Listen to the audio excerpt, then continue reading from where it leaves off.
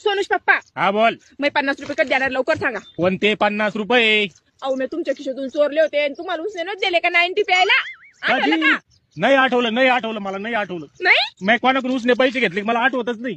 नाही त्या दिवशी तुम्ही दारात वकले होते येऊन. आता आठवलं का? हा अजून आठवलं. सांगू? नाही आठवलं नाही आता. अजून सांगू? नाही जास्त बदनामी होईल.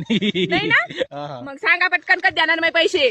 अगं ते काय झालं आता मी तुझे पैसे देऊ शकत नाही. सरकारनं शेतकऱ्याची कर्जमाफी केली आणि मी शेतकरी आहे ना. हो का? मग आता कशी देऊ शकतो मी तुझे 50 रुपये? अहो त्या सरकारने सरकारी कर्ज माफ केलं. मग आपलं खाजगी होता.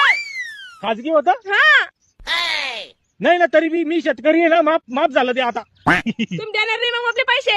नाही ते सरकारनं नियम काढला. सरकारच्या आपण ते सरकारी कामात अडथळा नाही आणू शकत. हो का? हा. मग तुम्ही मागा 50,000 रुपये दिले ते बी मागायचे नाही बरं का?